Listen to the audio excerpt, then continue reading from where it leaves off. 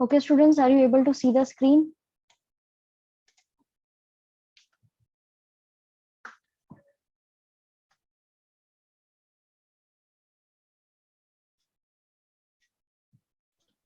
Yes, ma'am. Okay. Okay. Yes, ma'am. If you have any problem regarding our previous topics, you can ask me.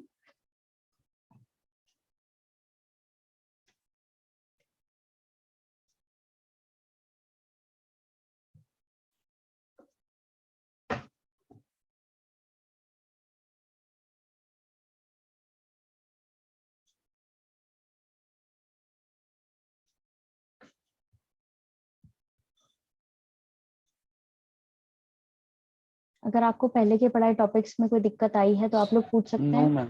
Okay, so we started towns trade and finance. हमने ये start कर दिया था और हमने last इसमें ये पढ़ा था कि किस तरीके से लंदन जो है वो सेंटर, ट्रायंगुलर सेंटर था, नेटवर्क था between England, Africa and West Indies, right. The companies trading in America and Asia also had their offices in London. और हमने ये भी देखा था कि कैसे अमेरिका और एशिया के अंदर जो कंपनीज थी जो ट्रेड कर रही थी वो भी यहाँ पर अपने ऑफिस सेटअप कर चुकी थी लंदन में. In England, the movement of goods between markets was helped by a good network of rivers and intended coastline with a sheltered bay. और हमने ये भी पढ़ा था कि किस तरीके से इंग्लैंड के अंदर मूवमेंट होता था गुड्स का. मार्केट, एक मार्केट से दूसरी मार्केट में सामान जो है वो रिवर्स के सहारे लेके जाया जाता था, या जब नेशन इंटरनेशनल बेसिस पे जब वो ट्रेड करते थे तब वहां पर उनकी कोस्टल लाइन जो थी वहां से ये लोग बेसिकली इस चीज को प्रॉपरली कर पाते थे. ठीक है, यहाँ तक ही पढ़ाया था.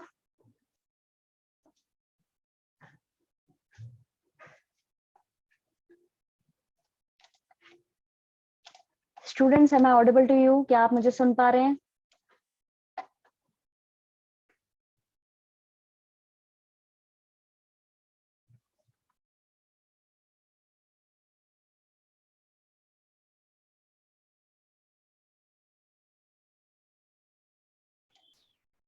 Students, are you able to see the screen?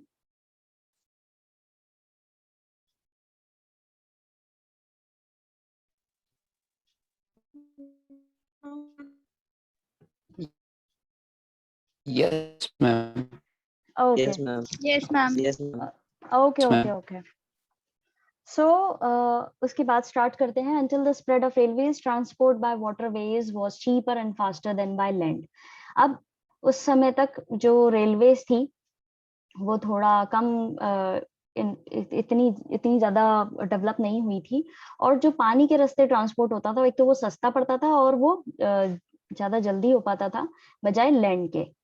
As early as 1724, English rivers provided some 1060 miles of navigable water, and except for mountainous areas, most places in the country were within 15 miles of a river.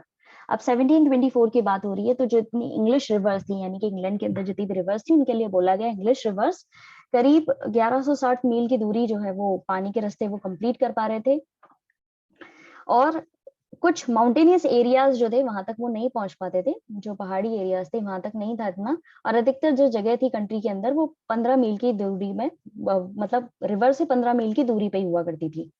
Since all the navigable sections of English rivers flows into the sea, cargo on river vessels was easily transferred to a coastal ships called coasters. अब क्योंकि सारा जो section था English reverse का वो सारा पहुंचता था सी की तरफ, तो कार्गो जो थे रिवर वेसल्स पर, ठीक है, कार्गो बड़े शिप्स होते हैं जिनमें सामान भर के ले जाया जाता है, वो इजीली ट्रांसफर कर पाते थे कोस्टल शिप्स तक, और उनको बोला जाता था कोस्टर, क्योंकि रिवर्स जुड़ी हुई थी सी से, तो वो इजीली एक दूसरे से मतलब इनके बीच का जो पूरा एरिया था वो इजीली कवर हो जाता था. By 1800 at least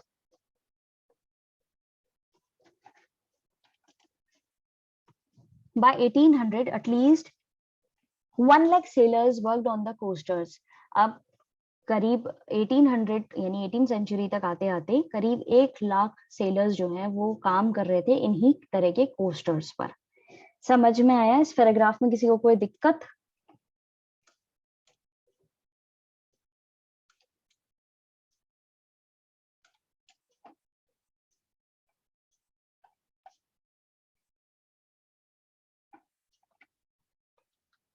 इस पैराग्राफ में अगर आपको कोई दिक्कत आई है तो आप लोग पूछ सकते हैं।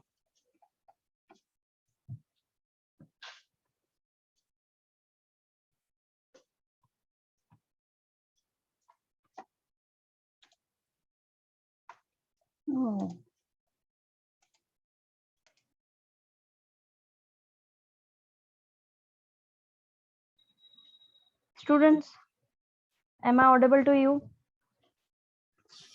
Yes, ma'am. Yes, ma'am. Okay. Are you able to see the screen?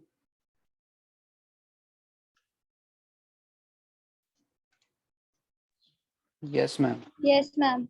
Okay. So moving on, ये पैराग्राफ कंप्लीट हो गया था, आगे बढ़ते हैं। The center of the country's financial system was the Bank of England, founded in 1694. अब यहाँ पर फाइनेंशियल सिस्टम जो है, कंट्री के फाइनेंशियल सिस्टम का सेंटर क्या था? बैंक ऑफ इंग्लैंड, जो कि ढूंढा गया था 19 मतलब स्टार्ट किया गया था 1694 में। By the 1784 there were more than 100 provincial banks in England. 1784 तक आते आते करीब वहां पे 100 बैंक खुल चुके थे इंग्लैंड के अंदर। During the next 10 year there numbers tripled. अब आने वाले 10 सालों के अंदर यहाँ पे ये जो बैंक थे उनके नंबर तिगुना हो गए, ट्रिपल हो गए। By the 1820s, there were more than 600 banks in the provinces and over 100 banks in London alone. और 1820 तक आते आते इंग्लैंड के अंदर करीब 600 बैंक खुल चुके थे और उसमें से अकेले लंदन के अंदर सिर्फ 100 बैंक थे। The financial requirements to establish and maintain big industrial enterprises were made by these banks. अब ये बैंक्स क्यों इंपॉर्टेंट थे और यहाँ पे क्यों दे रखा है इनके नंबर्स कि भाई कितने शुरुआत में कितने थे, 10 साल में कितने हो गए, टोटल कितने हो गए 1820 के अंदर, अकेले लंदन के अंदर कितने थे। उस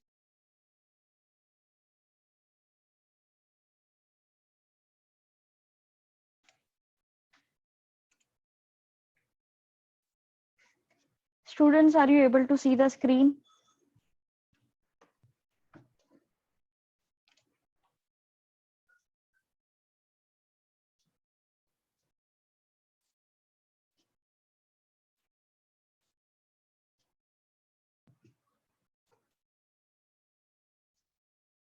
Students, are you able to see the screen? Yes, ma'am. Yes, ma'am. Okay. I'm again sharing it. Now, are you able to see the screen, Khushi Solanki?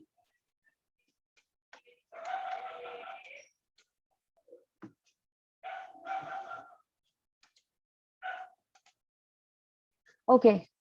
तो ये सारे बैंक्स जो हैं वो क्यों उनका वो दे रखा है यहाँ पे आपको पूरा कि कितने नंबर में खुल गए थे।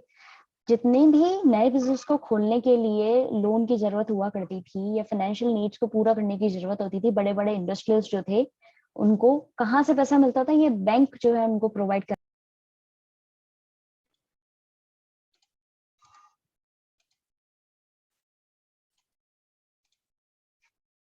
Students, are you able to see the screen?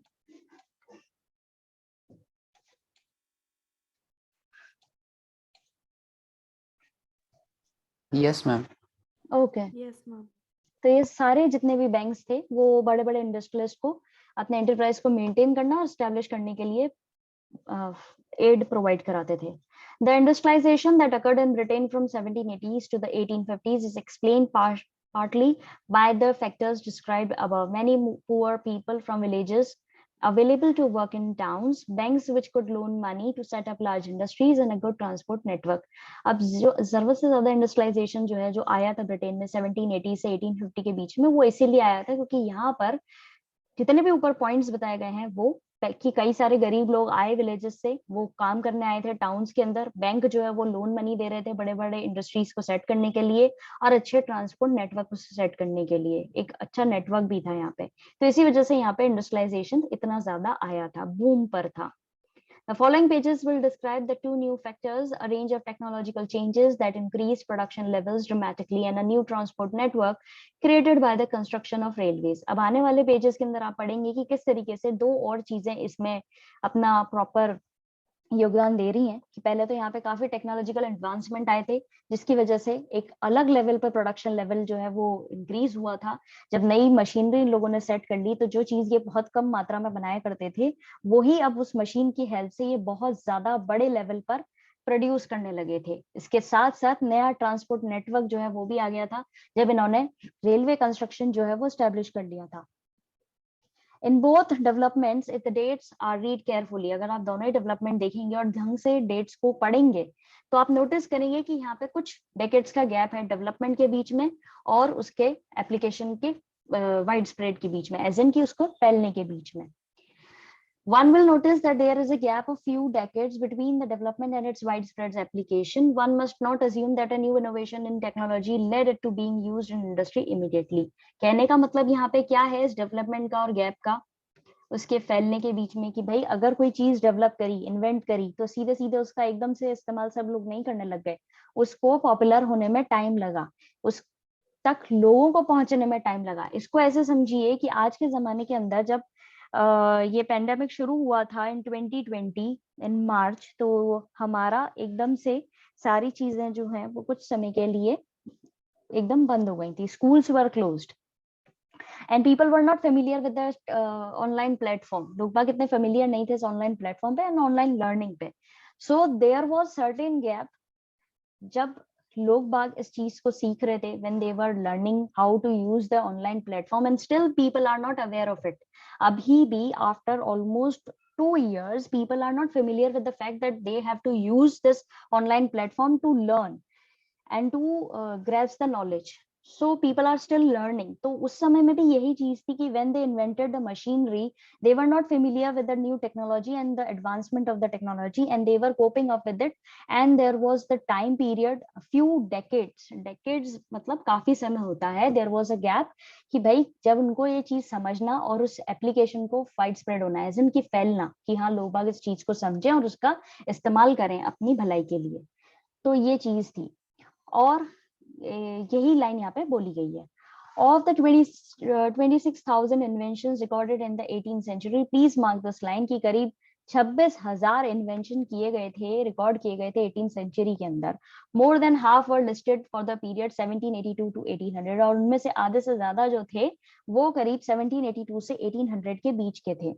These led to many changes. We shall discuss the four major ones: the transformation of iron industry, the spinning and the weaving of cotton, the development of the steam power, and the coming of the railways. अब इन जो 26,000 invention हुए हैं 18 century के अंदर, उसके अंदर जो 4 बड़े इन्वेंशन किए गए थे जिसकी वजह से काफी बदलाव आए हैं, उनके बारे में हम पढ़ेंगे आने वाले पेजेस पर, जिसमें आपको iron industry, spinning and weaving of cotton, development of steam power and coming of railways, इनके बारे में बताया गया है। क्लियर है? इन सारे पैराग्राफ्स में भी जो हमने पढ़े उनमें अगर आपको कोई दिक्कत आई है तो आप लोग पूछ सकते हैं।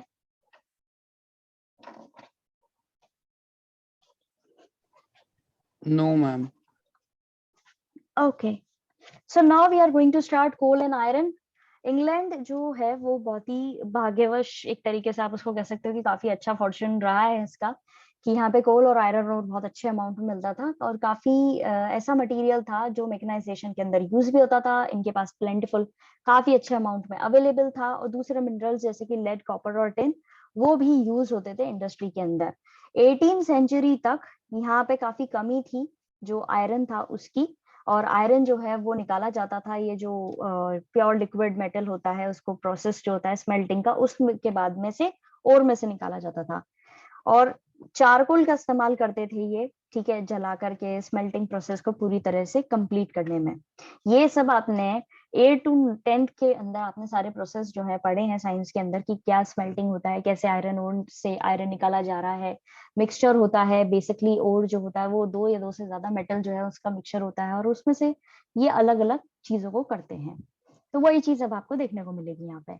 England was fortunate in that coal and iron ore, the staple materials for mechanization, were plentiful available, as were other minerals, lead, copper and tin, that were used in industry. अब यहाँ पे आपको ये बताया जा रहा है कि इंग्लैंड में काफी अच्छे अमाउंट में कोल और आयरन ओर था, जो कि बहुत इंपॉर्टेंट मटेरियल्स थे किसी भी मशीनरी के लिए, मैकेनाइजेशन के लिए, ये बहुत अच्छे अमाउंट में अवेलेबल थे। दूसरे मेटल्स थे लेड, कॉपर और टिन, वो भी यूज होते थे इंडस्ट्री में। However, until the 18th century, there was a scarcity of usable iron. 18वीं शताब्दी तक यहाँ पर आयरन, जो यूजेबल आयरन होता है, उसकी काफी कमी थी। Iron is drawn out from ore as pure liquid metal by a process called smelting. Iron निकाला जाता था ओर में से और वो बेसिकली स्मेल्टिंग प्रोसेस के बाद में होता था. For centuries, charcoal from burnt timber was used for the smelting process. कई सदियों तक चारकोल का इस्तेमाल किया गया है स्मेल्टिंग प्रोसेस को अंजाम देने के लिए. This had several problems. Charcoal was too fragile to transport across long distance. Its impurities produced poor quality iron. अब ये जो आयरन इनको मिल रहा है 18th सेंचुरी के अंदर वो भी काफी दिक्कतों के बाद में मिल रहा है. पहला तो ये कि ये चारकोल का इस्तेमाल कर रहे थे जला करके स्मेल्टिंग प्रोसेस को पूरा वो करने के लिए. अब चारकोल के साथ में क्या प्रॉब्लम थी कि वो काफी फ्रेजिल, काफी इजीली खराब हो जाता है. ठीक है, तो उसको एक जगह से दूसरी जगह ट्रांसपोर्ट करने में दिक्कत आती थी. उसके बाद में जो वो इनको आयरन मिल रहा था वो काफी इम्प्योरिटीज वाला था, काफी खराब पुअर क्वालिटी का आयरन था. So it was in short supply. वो काफी short supply में था because forest had been destroyed for timber and it could not generate high temperatures. क्योंकि ये पेड़ काट रहे थे टिम्बर का इस्तेमाल करने के लिए, चारकोल का इस्तेमाल करने के लिए, और वो ज्यादा हाई टेम्परेचर तक नहीं ले जा सकते थे उसको. ज्यादा हाई टेम्परेचर इनको नहीं मिल रहा था. The solution to this problem had been sought for years before it was solved by a family of iron masters, Darbys of Shropshire. अब इसके साथ में इन्होंने क्या सोल्यूशन निकाला. एक फैमिली थी आयरन मास्टर्स की, डार्बीज, और ये श्रोसफायर जो है वहां के थे, जगह का नाम है, और फैमिली का जो सरनेम है वो दिया गया डार्बीज. In the course of half a century, 3 generations of this family, grandfather, father and son, all called Abraham Darby, brought about a revolution in the metallurgical industry. अब इनकी फैमिली जो है 3 सदियों तक, 3 जनरेशन, ग्रैंडफादर, फादर और सन, सबको Abraham डार्बीज के तौर पे पहचाना जाता है. इन्होंने एक क्रांतिकारी रेवोल्यूशन एक तरीके से ये लेके आए, डेवलपमेंट किया इन्होंने मेटलर्जिकल इंडस्ट्री के अंदर. It began with an invention in 1709 by the first Abraham Darby, 1677 to 1770.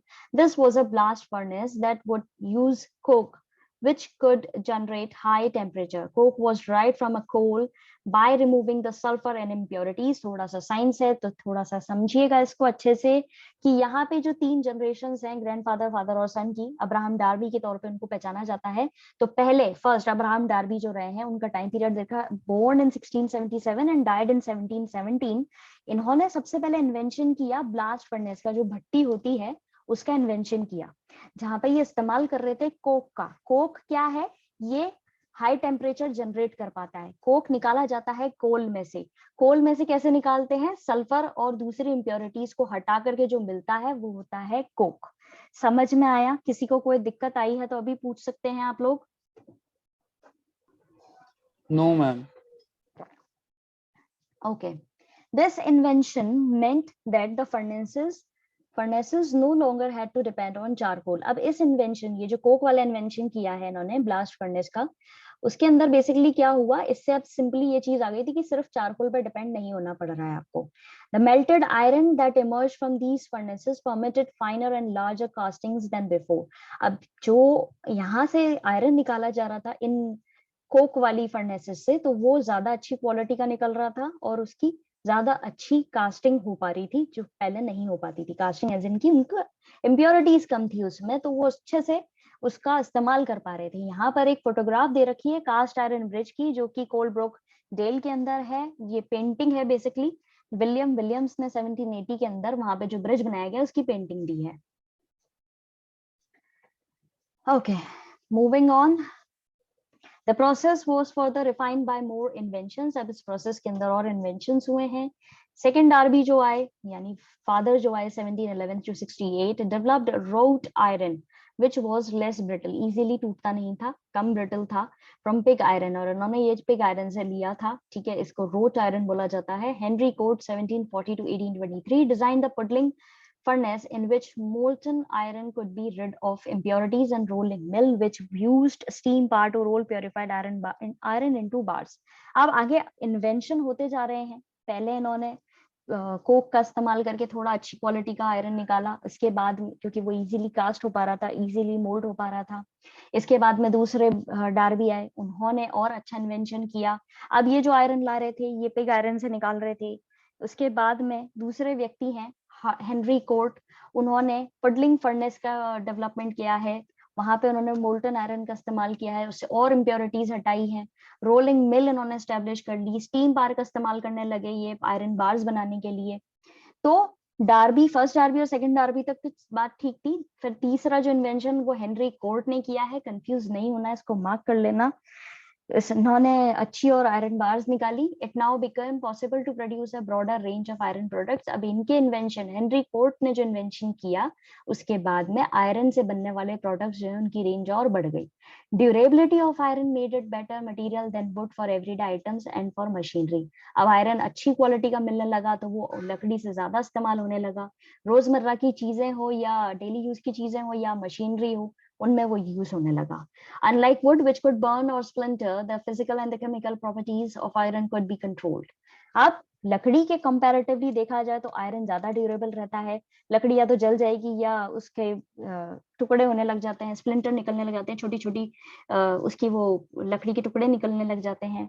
अब उसके कंपैरेटिवली देखा जाए तो आयरन तो ना जलता है, ना उसकी केमिकल और फिजिकल प्रॉपर्टीज जो है काफी स्ट्रांग होती है, वो कंट्रोल्ड होती हैं इजीली, इतना फ्रेजिल नहीं होता है वो कि खराब हो जाए।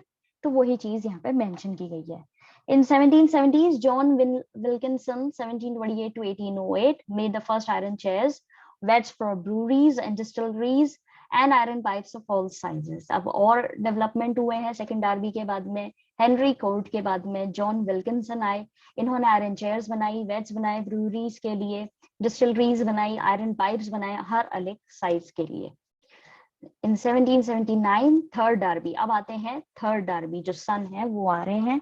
Build the first iron bridge in the world, इन्होंने दुनिया के अंदर सबसे पहला आयरन ब्रिज बनाया।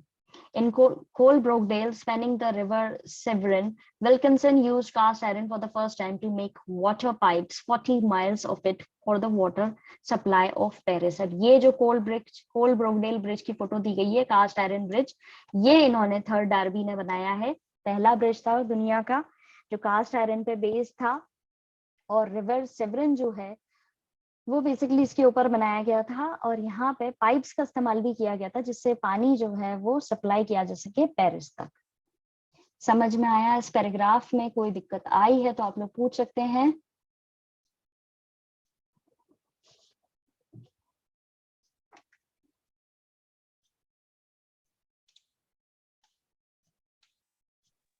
No, ma'am. Okay. The iron industry then came to be concentrated in specific regions as integrated units of coal mining and iron smelting. Iron industry जो है वो basically कुछ specific regions में ज्यादा हो रही थी जहाँ पे coal mining और iron smelting units established हो गई थी. Britain was luckily in possessing excellent coking coal and high grade iron ore in the same basins or even the same seams. अब ब्रिटेन जो था वो लकी था क्योंकि उनके पास में अच्छी अमाउंट में कोकिंग कोल था और अच्छी ग्रेड का आयरन ओर था एक से एरिया में, सेम रीजन में. These basins were also close to ports, और ये बेसिन्स जो थे जहाँ पे ये सब चीजें अवेलेबल थी वो जो कोस्टल एरिया था उसके पास में थे. पोर्ट्स जो बने हुए थे वहां के पास में ही था. There were 5 coastal coal fields which could deliver their product almost straight into ships. करीब 5 ऐसी जगह थी, कोस्टल कोल फील्ड्स थी जो डायरेक्टली अपने प्रोडक्ट्स जो हैं वो सीधे शिप में डिलीवर करवा पा रहे थे. Since the coal fields were near the coast, shipbuilding increased as did the shipping trade. अब क्योंकि कोल फील्ड्स जो थी वो कोस्ट के पास में थी तो शिप बिल्डिंग भी इंक्रीज हुई, यानी इन्होंने शिप्स भी काफी बनाए और शिपिंग ट्रेड जो है वो भी काफी ज्यादा एस्टेब्लिश हो गया था. क्लियर है ये पैराग्राफ?